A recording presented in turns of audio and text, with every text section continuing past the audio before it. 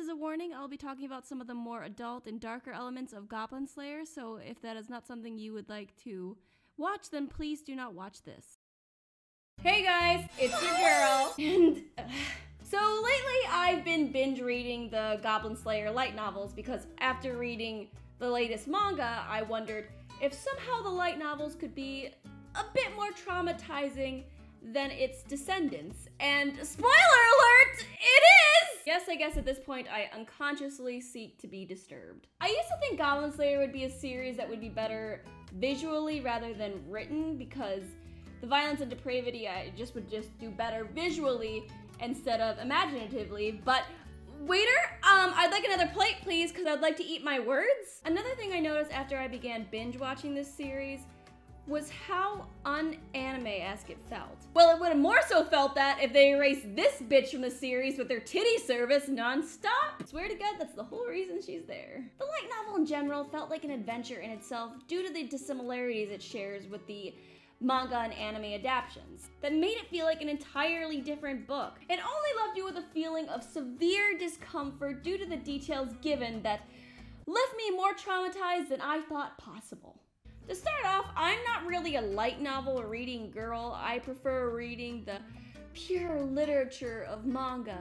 So I was pretty skeptical of reading the Goblin Slayer light novel, but that quickly changed after volume 1. The novel was written with such extraordinary detail that you didn't really need to think about what was going on in your head, it just happened. One gripe I always had with visual novels was the lack of description for characters and settings that made it very hard to visualize.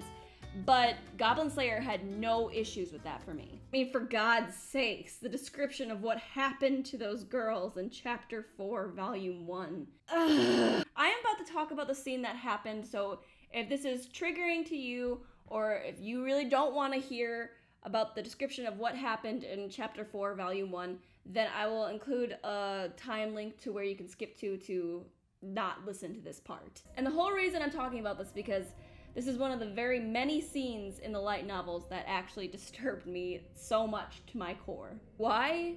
Because it's not only extremely detailed, but I feel things that you can imagine can sometimes be worse than things you actually see. And that was definitely the case for this scene. So essentially what happened was these 3 powerful warrior women went to rescue a girl from a powerful goblin clan, but got bested. And then once they were captured by the goblins, it went into detail of their horrific rape and torture by the goblins, and the reasoning that their torture and rape was so much more severe than the usual girls was because they're warriors and have slayed their other brethren. So this was their form of revenge towards the people who killed other goblins. I really hope they don't adapt that part because I really don't want to relive it. It traumatized me more than the first rape scene in the series, and it's because of the details, the explicit details as to what happened to the girls. I don't really want to go into the details of this because it is very dark and extremely gruesome, but I will say it is much worse than it just goes beyond rape into something more torturous and detailed that it will make your stomach turn. And what made it worse in the light novel is that it tells you the goblin's thoughts. So unlike in the anime adaptation and manga adaptation, where the goblin is just standing there making sounds and raping and killing, we can actually understand what it is they're thinking. And it makes you fucking want them dead even more. It thinks about how it will torture a girl, how it will mercilessly kill a person, how it will eat a human corpse. All in a way that you can perfectly imagine what the goblin is doing and thinking, that it somehow makes you fucking hate the goblins even more than you thought possible. But one thing that did make that better was the also extremely detailed versions of how they were murdered by Goblin Slayer. But it isn't just a description of the goblins we get to know more about, but rather the other characters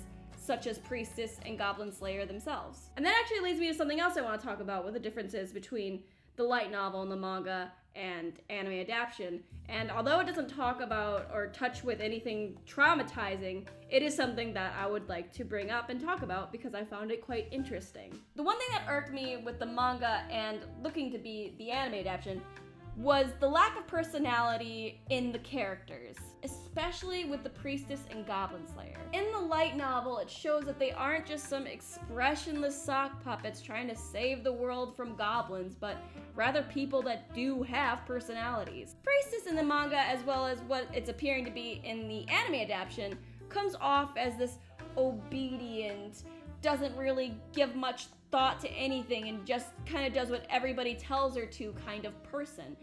But in the light novel, it is slightly different. In the light novel, she voices her anxiety of stressful situations and even gives her opinions and thoughts on the use of her miracles. She even starts to doubt the use of her miracles and the god who just keeps allowing her to use these abilities to kill other living things. She transformed from someone just being a cutout cardboard sidekick into being a person with actual thoughts. Goblin Slayer himself isn't that much of a step up from what he's shown in other medias, but in the light novels, it shows that he's not just some character with alexithymia bent on destroying goblins. In the light novel, he isn't full of emotion and, in fact, is still very blunt and only really bent on destroying goblins, but in those rare moments where I can see what he's actually feeling, it just felt like a treat. It made me realize this is a person. It felt so surreal, and it's not depicted at all in the other medias. One thing that will never change, though,